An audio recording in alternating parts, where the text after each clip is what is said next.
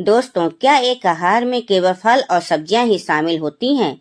नहीं, ऐसा बिल्कुल नहीं है। आप अपनी डाइट में कुछ हर्ब्स और कुछ पत्तियों को भी शामिल कर सकते हैं। दोस्तों, आपने देखा होगा, हम अच्छे स्वास्थ्य के लिए फल और सब्जी खाने पर जोर देते हैं, लेकिन दोस्तों अक्सर यह भूल जाते हैं कि पत्ते भी हमें स्वस्थ रखने में एक भूमिका निभाते हैं।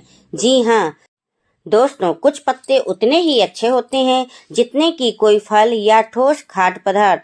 शायद आप हमारी इस बात पर विश्वास नहीं करेंगे, लेकिन दोस्तों यह बिल्कुल सच है कि कुछ पत्तियां हैं जो हमारे सेहत के लिए बहुत ही बेनिफिशियल होती हैं।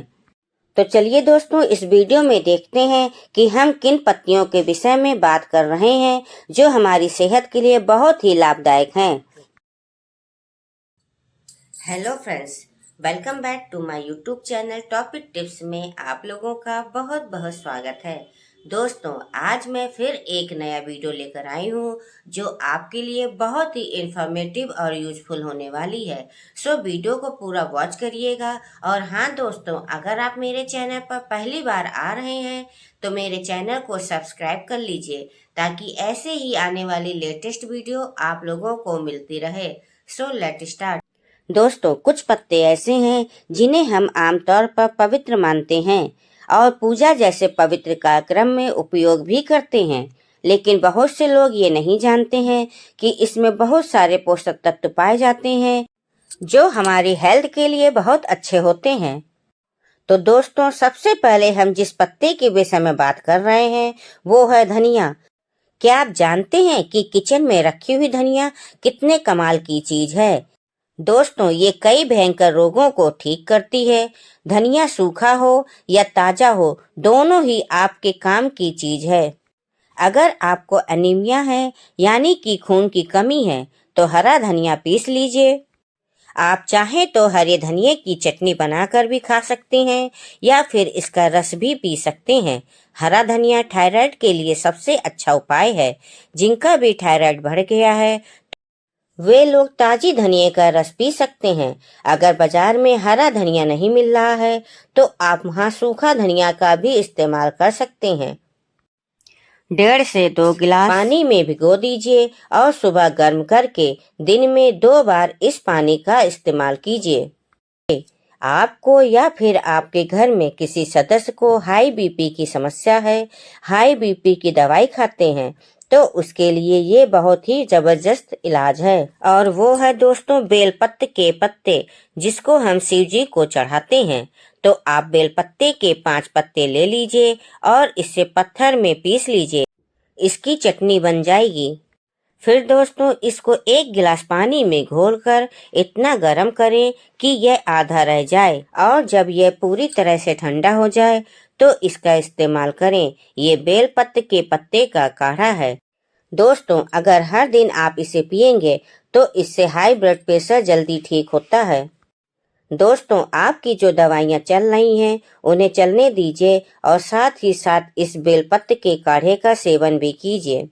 दोस्तों, धीरे धीरे आपकी दवाइयाँ कम हो जाएंगी और जो लोग बीपी की समस्या से परेशान हैं वे लोग भी इस बेलपत्र के काढ़े का सेवन कर सकते हैं। दोस्तों, बेलपत्र आप चबा कर भी खा सकते हैं और ऊपर से गर्म पानी पीने से ये आपका शुगर कम कर देगा, मोटापा कम कर देगा, बीपी भी कम कर देगा और साथ ही ये कोलेस्ट्रॉल को भी कम कर देगा। दोस्तों, इतनी सारी बीमारियां अकेले बेलपत्र से ही ठीक हो जाएंगी। इसके अलावा अगर आप चाहें तो बेलपत्र को धूप में सुखाकर इसका पाउडर बनाकर भी रख सकते हैं और इसका सेवन कर सकते हैं। दोस्तों, कड़ी पत्ता मुख्य रूप से तड़का लगाने के लिए प्रयोग किया जाता है क्योंकि इसमें हल्का लेकिन अद्भुत स्वाद होता है।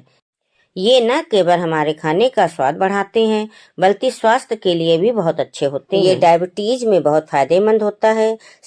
साथ ही ये आपके बालों और त्वचा को स्वस्थ बनाए रखने में हेल्प करते हैं। इसके साथ ही दोस्तों, शायद ही ऐसा कोई घर हो जहाँ तुलसी ना हो। तुलसी 2 प्रकार की होती है, एक रामा तुलसी और दूसरी श्यामा तुलसी। रामा तुलसी का रंग हल्का होता है, लाइट ग्रीन होता है और जो श्यामा तुलसी होती है उसका रंग बहुत गहरा होता है, यानी कि डार्क ग्रीन होता है। रामा तुलसी में ज्यादा औषधीय गुण नहीं होते हैं। तो श्यामा तुलसी का कैसे और क्या क्या उपयोग कर सकते हैं? तो सबसे बड़ा उपयोग है इसका किसी भी तरह के बुखार को समाप्त करने का। आपको वायरल फीवर है, बैक्टीरिया फीवर है या फिर सर्दी जुकाम की वजह से बुखार आ गया है, तो दोस्तों आप श्यामा तुलसी के 15-20 पत्ते तोड़ लीजिए और पत्ते की चटनी बनाकर उसका रस निकाल लीजिए और इस रस को गर्म कर दीजिए और इसमें थोड़ा सा गुड़ भी मिला लीजिए। दोस्तों अगर आप चाहें तो गुड़ की जगह शहद का भी इस्तेमाल कर सकते हैं। दोस्तों एक चम्मच सुबह दोपहर शाम अगर आप इस काढ़े का, इस चटनी का इस्तेमाल करेंगे तो आपको इससे सर्दी जुकाम के साथ साथ बुखार में भी आराम मिलेगा। दोस्तों आप तुलसी के पत्तों का काढ़ा भी बना सकते हैं। 15 से 20 पत्ते पानी में अच्छी तरह से उबाल लीजिए और जब ये पानी अच्छी तरह से खौल जाए तब इसमें थोड़ा सा गुड़ मिला दीजिए और जब ये पानी थोड़ा ठंडा हो जाए तब इसका सेवन करें, आराम मिलेगा। इसके साथ ही साथ ये हमारे शरीर से बैक्टीरिया और वायरस को दूर करता है, हृदय को स्वस्थ रखता है, कब्ज की समस्या को दूर करता है और साथ ही साथ वजन को कम करने में हेल्प करता है। इसके साथ ही दोस्तों पान के पत्ते बेहद ठंडे होते हैं और यह एक ताज़ा स्वाद छोड़ देते हैं। यदि आप यह सोच रहे हैं कि पान के पत्ते केवल पान बनाने के लिए ही उपयोग होते हैं, तो ऐसा नहीं है। दोस्तों इसका आप कभी भी बिना पान लगाए इस्तेमाल कर सकते हैं। दोस्तों पान के पत्ते में कैल्शियम भरपूर मात्रा में पाया जाता है। यह आपके पाचन स्वास्थ्य के लिए अच्छे होते हैं और मुंह की बदबू का इलाज करते हैं। खाना खाने के बाद मुंह को ताज़ा करते हैं।